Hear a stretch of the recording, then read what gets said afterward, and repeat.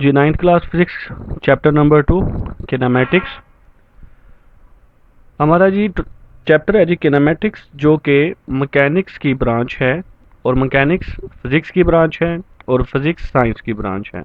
तो ये एक पूरा चेन है कि फिजिक्स साइंस की ब्रांच है, और फिजिक्स की आगे ब्रांच है मैकेनिक्स। मैकेनिक्स की आगे दो ब्रांचेज हैं, किनेमैटिक्स और डायनामिक्स। तो हम किनेमैटिक्स को पढ़ेंगे। आइए चलते हैं पहले टॉपिक की तरफ। मैकेनिक्स क्या है जी? Mechanics is the branch of physics. Mechanics branch की वो शाख है that deal with the motion, जिसमें हम मोशन को डील करते हैं, मोशन को स्टडी करते हैं, and the forces that change it, और उन फोर्सेस को भी स्टडी करते हैं जो मोशन में चेंज लेकर आती हैं। किनेमैटिक्स में है जी, kinematics is the branch of mechanics. Kinematics mechanics की ब्रांच है इन विच वी स्टडी, जिसमें हम स्टडी करते हैं motion of an object. Objects की मोशन को स्टडी करते हैं, डिस्कस करते हैं, लेकिन without discussing the cause of motion, लेकिन मोशन की वजह को डिस्कस नहीं करते। यही बुनियादी फ़र्क है किनेमैटिक्स और डायनामिक्स में। किनेमैटिक्स में हम मोशन को तो स्टडी करते हैं, लेकिन मोशन की वजह को स्टडी नहीं करते, जबकि डायनामिक्स में हम मैकेनिक्स की ही ये ब्रांच है जिसमें हम स्टडी करते हैं मोशन को, ऑब्जेक्ट्स की, और मोशन के काजेज की भी। यानी कि काइनेमेटिक्स और डायनामिक्स में जो बुनियादी फ़र्क है, काइनेमेटिक्स में भी हम स्टडी ऑफ मोशन करेंगे और डायनामिक्स में भी हम स्टडी ऑफ मोशन करेंगे, बट काइनेमेटिक्स में हम मोशन की काज को डिस्कस नहीं करेंगे, जबकि डायनामिक्स में हम स्टडी को भी, उस काज को भी स्टडी करेंगे। ये इनका बुनियादी फ़र्क है जी। नेक्स्ट हमारा टॉपिक है जी scalar and vector quantities. Scalar is the physical quantity. Scalar एक फिजिकल क्वांटिटी होती है। फिजिकल क्वांटिटीज आप जानते हैं, पीछे हम पढ़ के आए हैं कि all measurable quantities are called physical quantities. जिनकी पैमाइश की जा सकती है उन्हें फिजिकल क्वांटिटीज कहा जाता है। तो स्केलर भी एक फिजिकल क्वांटिटी ही होती है that can be described completely bye its magnitude only, जिन्हें सिर्फ उसकी मिकदार से ही बयान किया जा सकता है। यानी कि इसके लिए हमें मैग्नीट्यूड के अलावा किसी और चीज़ की ज़रूरत नहीं होती, जैसा कि मास, टाइम, टेम्परेचर। ये वो क्वांटिटीज़ हैं जिनको जस्ट इनकी मैग्नीट्यूड से ही डिस्क्राइब किया जा सकता है, इसमें किसी भी डायरेक्शन का अमल दखल नहीं है। जबकि वेक्टर वो फिजिकल क्वांटिटी है। A vector is that physical quantity that can be described completely bye its magnitude and direction. तो आप देख सकते हैं कि स्केलर और वेक्टर में जो बुनियादी फ़र्क है वो डायरेक्शन का है। स्केलर में डायरेक्शन नहीं होती क्वांटिटी को एक्सप्रेस करने के लिए, और वेक्टर में जब भी वेक्टर क्वांटिटी को जब भी एक्सप्रेस किया जाता है उसमें मैग्नीट्यूड के साथ डायरेक्शन की भी ज़रूरत होती है, जैसा कि डिस्प्लेसमेंट, वेलोसिटी, फोर्स। तो ये वो क्वांटिटीज हैं जिनमें हमें डायरेक्शन की ज़रूरत होती है। नेक्स्ट है जी रिप्रेजेंटेशन ऑफ वेक्टर। वेक्टर को रिप्रेजेंट कैसे करते हैं? A symbol use for a vector is a bold letter. Vector के लिए जो हम सिंबल यूज करते हैं वो बोल्ड लेटर होते हैं। देखें, आपको बोल्ड लेटर दिखाए गए, जरा मोटे कर दिए जाते हैं, बोल्ड कर दिए जाते हैं। तो जब भी आप बोल्ड लेटर देखें लिखा हुआ, तो आप समझ जाएं कि ये वेक्टर क्वांटिटी को रिप्रेजेंट कर रहा है। Since we can not write in bold face script on paper.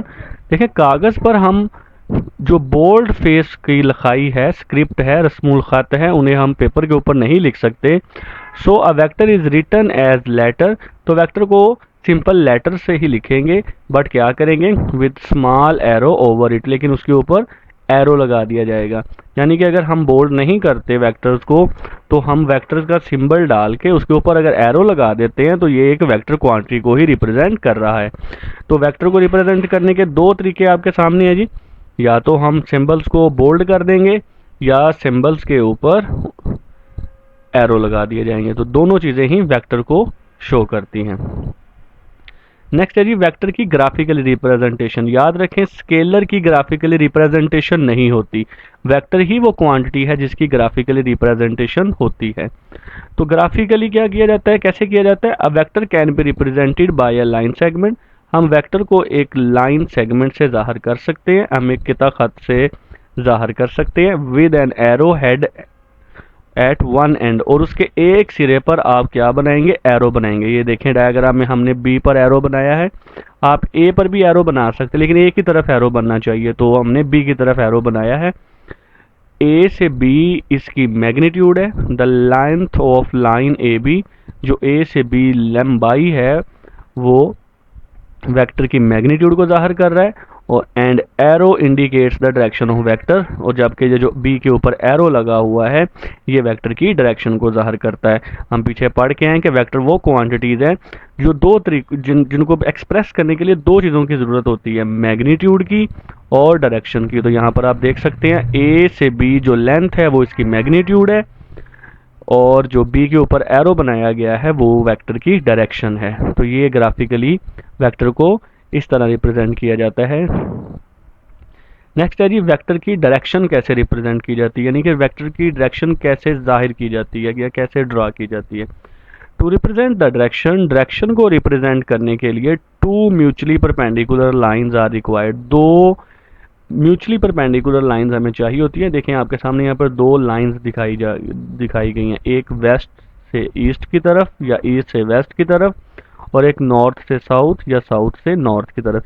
ये दो लाइंस हैं जो आपस में एक दूसरे पर परपेंडिकुलर ड्रा की गई हैं। परपेंडिकुलर क्यों कहा जा रहा है, क्योंकि इनके दरमियान यहाँ पर किसी भी तरफ आप देखेंगे तो 90 का एंगल बनेगा। नॉर्थ से वेस्ट देखें तब भी 90 है, नॉर्थ से ईस्ट की तरफ देखें तब भी 90 है, ईस्ट से साउथ या साउथ से वेस्ट, तो हर तरफ आपको 90 का एंगल नजर आएगा। Draw one line to represent east west direction, एक लाइन ड्रा करें जो ईस्ट वेस्ट को रिप्रेजेंट करें, and other line to represent north south, और एक लाइन नॉर्थ और साउथ को रिप्रेजेंट करें। The direction of a vector can be given with respect to these lines, जो वेक्टर की डायरेक्शन होगी उन्हें इन लाइंस की मदद से जाहिर किया जाएगा। Mostly use any two lines which are perpendicular to each other, mostly जो दो लाइंस यूज की जाती हैं वो एक दूसरे के परपेंडिकुलर होती हैं। Horizontal line is called x axis, horizontal line x axis कहलाती है। ये जो ईस्ट वेस्ट है ये हॉरिजॉन्टल लाइन है, जो ईस्ट और वेस्ट की तरफ है ये हॉरिजॉन्टल लाइन है। And vertical line is called Y axis, और जो नॉर्थ और साउथ वाली लाइन है ये वर्टिकल लाइन होती है और ये आपकी वाई एक्सिस भी होती है। The point where these axis meet is known as origin, जहां पर ईस्ट वेस्ट नॉर्थ साउथ या एक्स एक्सिस या वाई एक्सिस एक दूसरे को इंटरसेक्ट करते हैं या मिलते हैं, ये देखें ओ आपको दिखाया गया, इसे ओरिजिन कहते हैं। The origin is denoted by O, इसे ओ से जाहिर किया जाता है। A vector is draw starting from the origin of reference axis towards the given direction, vector को हमेशा ओरिजिन से स्टार्ट किया जाएगा, और ये जो एक्स एक्सिस वाला एक्सिस है इसे रेफरेंस एक्सिस भी कहते हैं। तो वेक्टर हमेशा ओ से स्टार्ट किया जाएगा और रेफरेंस एक्स से, जैसे यहाँ पर हमारा रेफरेंस एक्सिस जो है वो ईस्ट बन रहा है, ईस्ट से हम नॉर्थ की तरफ यहाँ से मूव करेंगे, वेक्टर इस तरफ ड्रा करेंगे, इस डायरेक्शन में वेक्टर जाएगा। तो ये जो ओ से ई है ये आपका रेफरेंस एक्सिस बन रहा है, यहाँ से वेक्टर गिवन डायरेक्शन की तरफ जाता है, तो इस तरफ स्टार्ट किया जाता है ड्रा करना। The direction is usually given by angle theta with x axis, जो डायरेक्शन होती है वेक्टर की उसे ये एक आपको साइन नजर आ रहा है, ये देखें इस साइन को थीटा पढ़ते हैं, ये एक अननोन एंगल को जाहिर कर रहा है, तो ये एक थीटा है, इसे थीटा पढ़ते हैं, और ये थीटा ओ ई यानी कि एक्स एक्सिस के साथ ड्रा किया जाता है। The angle with x axis always measured from right side of x axis, जो एंगल होगा वो एक्स एक्सिस के राइट साइड से ड्रा किया जाएगा। देखें वेस्ट एक्स एक्सिस का लेफ्ट साइड है और ईस्ट एक्स एक्सिस की राइट साइड है, तो जो एंगल है वो एक्स एक्सिस के राइट साइड से स्टार्ट किया जाता है बनाना in the anti clockwise direction. Direction को अगर गौर करें तो ये किस तरह बनती है, एंटी क्लॉकवाइज। देखें क्लॉक आपका, अगर हम ये नॉर्थ को 12 समझ लें तो आपका क्लॉक मूव करता है नॉर्थ से ईस्ट, ईस्ट से साउथ, साउथ से वेस्ट, वेस्ट से नॉर्थ, ये आपका क्लॉकवाइज मूवमेंट है। तो एंटी क्लॉकवाइज मूवमेंट क्या हुई, नॉर्थ से वेस्ट, वेस्ट से साउथ, साउथ से ईस्ट और ईस्ट से नॉर्थ। तो ये आपका जो एंगल भी है ये ईस्ट से नॉर्थ की तरफ जाता है, इसलिए ये एंटी क्लॉकवाइज डायरेक्शन होगी। तो एंगल हमेशा एक्स एक्सिस के राइट साइड से स्टार्ट किया जाता है और वो एंटी क्लॉकवाइज डायरेक्शन में मूव करता है। जैसे यहाँ पर एंटी क्लॉकवाइज में मूव करके आपको एक वेक्टर v दिखाया गया है जो कि e के साथ यानी कि x एक्सिस के साथ एंगल थीटा बनाता है। नेक्स्ट है जी resultant vector. Result we can add 2 or more vector to get a single vector. हम दो या दो से ज़्यादा वेक्टर्स को ऐड कर सकते हैं सिंगल वेक्टर्स हासिल करने के लिए। उस सिंगल वेक्टर को क्या कहा जाएगा? Resultant vector. It has the same effect as the combine effect of all the vectors to be added. इस वेक्टर की भी वही खसूसियत होगी जो तमाम ऐड करने वाले वेक्टर्स की खसूसियत थी। तो ये आपका रिजल्टेंट वेक्टर क्या है जी? दो या दो से ज़्यादा वेक्टर्स को ऐड करने से एक वेक्टर हासिल होता है। इस सिंगल वेक्टर की भी वही खसूसियत होगी जो तमाम ऐड करने वाले वेक्टर्स की थी। नेक्स्ट है जी addition of vectors by graphical method. Graphical method से वेक्टर्स को कैसे ऐड किया जाता है? We can add vectors by applying a rule. हम वेक्टर्स को ऐड कर सकते हैं एक रूल अप्लाई करते हुए। उस रूल का नाम है हेड टू टेल रूल। तो ये मेथड याद रखना है आपने, बहुत इंपॉर्टेंट है। Head to tail rule method से हम वेक्टर्स को ग्राफिकली ऐड कर सकते हैं। कैसे ऐड किया जाता है? देखें जी, पहले ये डायग्राम देखते हैं। आपके पास दो वेक्टर हमने लिए ए और बी। तो ए और बी दो वेक्टर, अब इनको ऐड करना चाहते हैं। अब जिस वेक्टर को मर्जी पहले ले लें। तो हमने पहले एक ए वेक्टर लिया। आप जानते हैं ये ए वेक्टर का हेड है, ये बी वेक्टर का हेड है, और ये बी की टेल है जिसे दुम कहते हैं, और ये ए की टेल है। तो आप ज़रा गौर करें कि ए वेक्टर जो ड्रा किया गया है वो किस तरह ड्रा किया गया है। ए वेक्टर का हेड बी वेक्टर के टेल से कंसाइड कर रही है। ए वेक्टर का हेड बी वेक्टर के टेल से मिल रहा है, या इस तरह आप कह सकते हैं कि बी वेक्टर की टेल ए वेक्टर के हेड से मिल रही है। तो इस तरह ये दोनों वेक्टर्स ऐड होंगे। लेकिन इनके ऐड होने से निकला क्या? जो निकलेगा उसे हमने रिजल्टेंट कहना है, जिसे हमने आर से रिप्रेजेंट करना है। और रिजल्टेंट वेक्टर कैसे बनाया जाएगा? वो फर्स्ट वेक्टर जो जमा किए जा रहे थे उनमें जो ए वेक्टर है, तो रिजल्टेंट वेक्टर की जो टेल होगी वो ए वेक्टर यानी कि फर्स्ट वेक्टर की टेल से मिलेगी। तो ये देखें यहाँ पर ए की टेल और आर की दोनों की टेल मिल रही है, और आर का जो हेड होगा वो जमा किए गए दूसरे वेक्टर बी के हेड से मिलेगा। तो देखें आर का जो हेड है वो जमा किए गए दूसरे वेक्टर बी के हेड से मिल रहा है। तो बहुत ही आसान मेथड है।